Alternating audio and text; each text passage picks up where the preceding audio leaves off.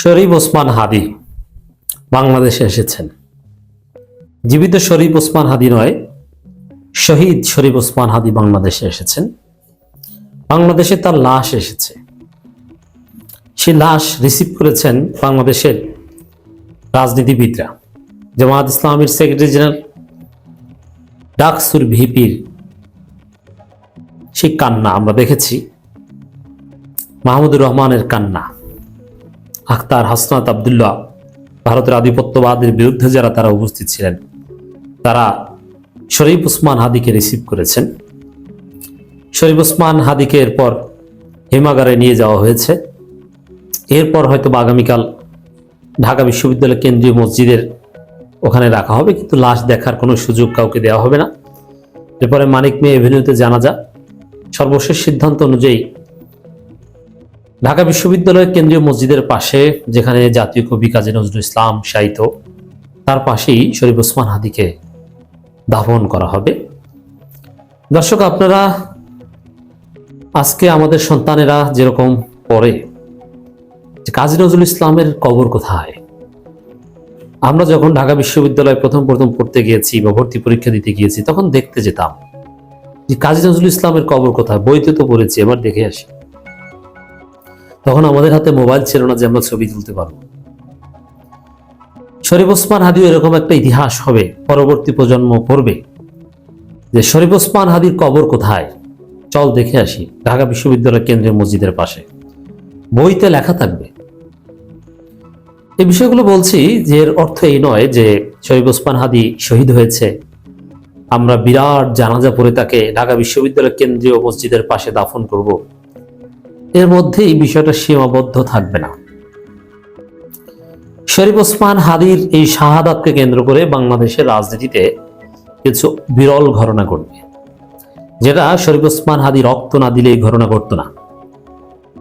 কি ঘটবে আমি প্রেডিকশন করছি, লিখে রাখেন। যেভাবেই হোক না কেন, ইট উইল হ্যাপেন।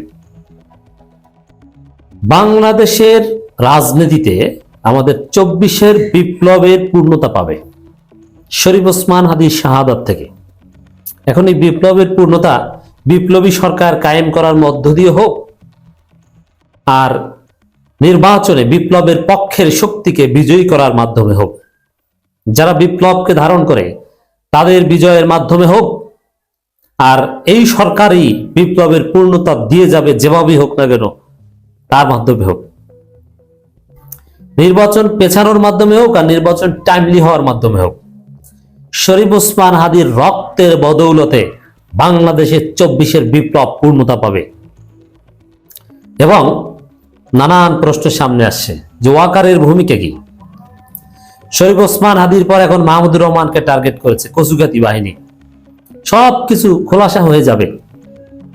তো সব মিলিয়ে দর্শক, শরীফ ওসমান হাদির জানাজা এবং জানাজার কিছুক্ষণ আগে পরে, দ্যাট মিনস আগামী 24 ঘন্টার মধ্যে বাংলাদেশের সিগনিফিকেন্ট কিছু ডেভেলপমেন্ট আপনারা দেখতে পাবেন। এরকম ভাববেন না যে জনগণ জানাজা পড়ে ঘরে ফিরে যাবে, না। শরীফ ওসমান হাদিকে বিমানবন্দর থেকে রিসিভ করে মর্গে রেখে জনতা শাহবাগে অবস্থান নিয়েছে। এর মানে আন্দোলন চলছে, চলবে। ডাকসু ভিপি, সাদিক কায়েম, ইনকিলাব মঞ্চের ঝুমারা চুপ করে বসে নাই। তারা বিপ্লবের কামালিয়াতের জন্য সর্বোচ্চ চেষ্টা করছে। তাদের এক এক ফোঁটা চোখের অশ্রু বারুদের মতো, কামানের মতো কাজ করবে। এবং এই জানাজা পরবর্তী প্রেক্ষাপট, চলমান আন্দোলন, এই বিষয়গুলো আওয়ামী লীগকে বাংলাদেশ থেকে চিরতরে উৎখাত করা, এই সরকারের দুর্বলতাগুলো ওভারকাম করতে বাধ্য করা, প্রয়োজনে বিপ্লবী সরকারের রূপ দেয়া, বিপ্লবী ক্যারেক্টারের রূপ দেয়া। এই সরকার চরিত্রগত দিক থেকে তো কার্যত বিপ্লবী সরকারই ছিল। সবচেয়ে বড় বিষয় যে বাংলাদেশের রাজনীতিতে ইন্ডিয়ান হেজিমনি শূন্যের কোঠায় নামিয়ে আনা। এগুলো আপনারা জানাজা এবং জানাজা কেন্দ্রিক আফটার ম্যাথের পরে দেখবেন। প্রথম হলো ডেইলি স্টার, বামপন্থী গং যে সুবিধা নেওয়ার চেষ্টা করছে ভারতের দালালেরা, কিচ্ছু পারবে না। তাদের সিম্পেথি কার্ড, তাদের ভিকটিম কার্ড বাংলাদেশের রাজনীতিতে কোনো প্রভাব বিস্তার করতে পারবে না।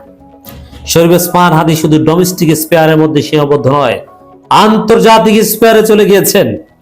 আপনারা দেখেছেন যে প্রথম আলো ডেইলি স্টারের উপর হামলায় এটা অবশ্যই দুষ্কৃতিকারীরা করেছে, তারপর যুক্তরাজ্য European Union they are not seriously concern. যুক্তরাজ্য European Union concern on Sharif Osman হাদিস ডেথ, শহীদ। কিন্তু ডেইলি স্টার, প্রথম আলো এগুলো নিয়ে এখন আর আন্তর্জাতিক কমিউনিটিরও তেমন আগ্রহ নাই। কারণ ভারত আছে, প্রথম আলো ডেইলি স্টারের হেজিমনি আছে। ভারত নাই, প্রথম আলো ডেইলি স্টারের দাম নাই। অতএব ভারতের সুপ্রিমেসি বাংলাদেশে আর থাকবে না। দর্শক দেখেন ঘটনা, শরীফ ওসমান হাদি কোথায় চলে গিয়েছে। ওসমান হাদির মৃত্যুতে ইইউ, যুক্তরাষ্ট্র ও যুক্তরাজ্যের শোক। আততায়ীর গুলিতে ইনকিলাব মঞ্চের আহ্বায়ক ও জুলাই আন্দোলনের সম্মুখ সারির যোদ্ধা শরীফ ওসমান হাদির মৃত্যুতে শোক প্রকাশ করেছে ঢাকায় যুক্তরাজ্য ইউরোপীয় ইউনিয়ন দূতাবাস। তাহলে আপনি চিন্তা করছেন, শরীফ ওসমান হাদি কিন্তু ইন্টারন্যাশনালি রিকগনাইজড হচ্ছে, এবং ডক্টর ইউনূস বাংলাদেশ সরকার বাংলাদেশের অস্তিত্বের সাথে তুলনা করেছে। সে অস্তিত্বকে শহীদ করা হবে, আর সে বাংলাদেশের অস্তিত্বের অনুসারীরা চুপচাপ জানাজা পরে ঘরে ফিরে যাবে, এটা মনে করার কোনো কারণ নাই। তবে হ্যাঁ, আন্দোলন শান্তিপূর্ণভাবে চলবে এবং আন্দোলনে একটা অভূতপূর্ব ফল আসবে বলে আমি প্রেডিকশন করছি। অতএব ইতিহাসের অংশ হতে চাইলে আপনি এই আন্দোলনে পার্টিসিপেট করেন। ইউ দূতাবাস শোকবার্তায় বলেছে, শরীফ ওসমান হাদির মৃত্যুতে আমরা গভীরভাবে মর্মাহত এবং আমরা তার পরিবার, বন্ধু বান্ধব, শোকাহত সবার প্রতি সমবেদনা জানাচ্ছি। এদিকে হাদির মৃত্যুতে শোক জানিয়েছে মার্কিন দূতাবাস। যুক্তরাষ্ট্রের শোকবার্তায় বলা হয়, যুক্তরাষ্ট্র দূতাবাস বাংলাদেশ জনগণের সাথে একাত্ম হয়ে তরুণ নেতা শরীফ ওসমান হাদির মৃত্যুতে গভীর শোক প্রকাশ করছে এবং তার পরিবার, বন্ধু, সমর্থকদের প্রতি আন্তরিক সমবেদনা জানাচ্ছে। হাসিনা ক্ষমতায় থাকলে এই যুক্তরাষ্ট্র, ইউরোপিয়ান যুক্তরাজ্য তারা শরীফ ওসমান হাদির জন্য শোক জানাতে পারত না। তারা শোক জানাতো প্রথম আলোর ইটের জন্য, প্রথম আলোর পোড়া টেবিলের জন্য, প্রথম আলোর পোড়া কাগজের জন্য, প্রথম আলো কার্যালয়ের ছাইয়ের জন্য। যুক্তরাজ্য হাই কমিশনের বার্তায় বলা হয়, তরুণ নেতা শরীফ ওসমান হাদির মৃত্যুতে আমরা গভীরভাবে শোকাহত। কঠিন এই সময়ে তার পরিবার, বন্ধু ও সমর্থকদের প্রতি আমরা আন্তরিক সমবেদনা জানাই। এটা একটা দিক। এরপর দর্শক, হাদির জন্য সারা বাংলাদেশ নড়েচড়ে বসেছে। আপনারা দেখেছেন সমস্ত মসজিদে দোয়া অনুষ্ঠিত হয়েছে। এর সাথে আপনারা এটাও দেখেছেন যে কচুকেতি সাংবাদিক হিসেবে পরিচিত জুলকারনাইন সায়ের, এর মানে তিনি কোনো সাংবাদিকতা করেন না। ইন্টেলিজেন্স তাকে যা বলে তিনি ওইটা ফেসবুকে পোস্ট করে দেন। সে ইন্টেলিজেন্সের দেয়া ডিজিএফআই, যে ডিজিএফআই এখনো ভারতের দালালদের হাত নিয়ন্ত্রণে আছে, সেই ভারতের দালালরা জুলকারনাইন সায়েরকে জানিয়েছে যে শরীফ ওসমান হাদির জানাজাকে কেন্দ্র করে সারা বাংলাদেশ থেকে বিপুল সংখ্যক লোক আসতে পারে এবং তারা বিপ্লবী সরকার কায়েমের জন্য কিছু একটা করতে পারে। তো এর মানে এটা ঠেকাতে চায় কচুখ্যাত ডিজিএফআই ওয়ার্কার বাহিনী, আর এই জন্যই এটা ডিসক্লোজ করছে এই কচুখ্যাতি সাংবাদিকের মাধ্যমে। অতএব কিছু একটা ঘটতে যাচ্ছে, এটা স্পষ্ট।